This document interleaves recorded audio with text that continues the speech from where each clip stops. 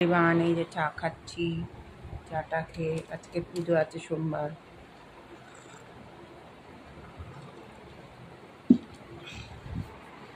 পুজো দিয়ে তারপর দেখা যাক কি হবে। মর্নিং এভরিওয়ান, এই যে আমি চা খাচ্ছি, চাটা খেয়ে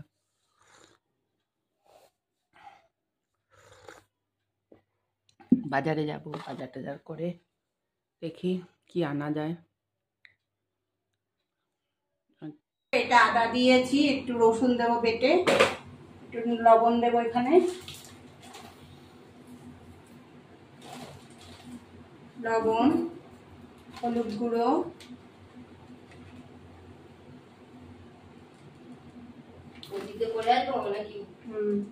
হ্যাঁ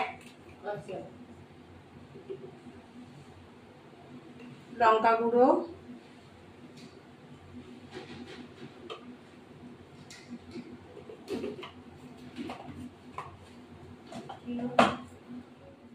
এবার আমি রসুনগুলো দিয়ে দেবো।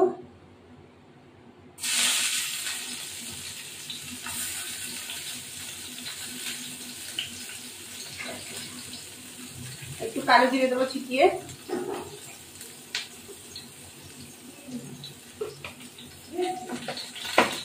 দিয়ে এই যেটা মাখিয়েছি এটা দিয়ে দেবো লোটে মাছটা।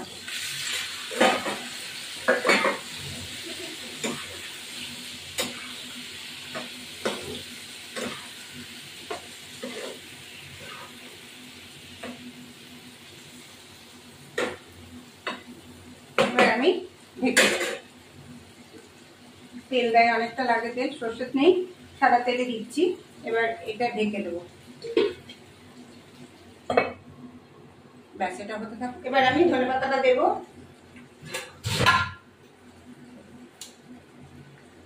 এবার কেটে দিলাম,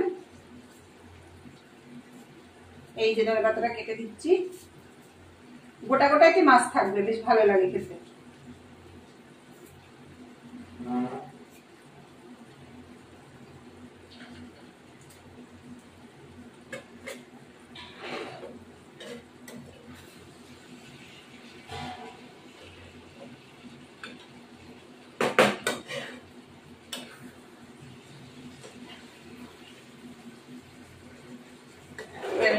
দিলাম এই মাছটা একটুখানি গোটা গোটা থাকবে। আলু দিয়েছি, কাঁচা পেঁয়াজ কেটে, রসুন থেতো করে, কাঁচা লঙ্কা, শুকনো লঙ্কা আর গুঁড়ো, আর হলো রসুন বাটা আর লঙ্কা গুঁড়ো, আর কিছু না, আর একটু ধনেপাতা কুচিয়ে দিচ্ছি, আর গোটা লঙ্কা কাটা দিয়ে দিয়েছি।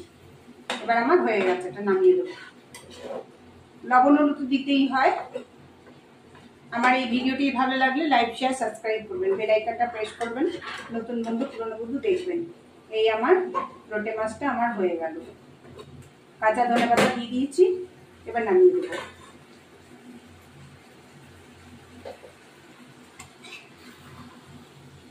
এবার আমি নামিয়ে দিলাম। একটু গোটা গোটাই রাখলাম, যে গোটাটাও না ভেঙেই যায়, কাল আর একবার ভেঙে যাবে।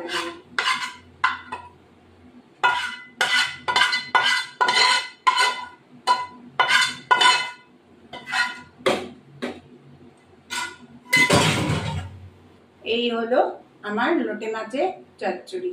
লোটে মাছটাকে গোটা গোটা রাখার জন্য আমি এরকম ভাবে রান্না করেছি।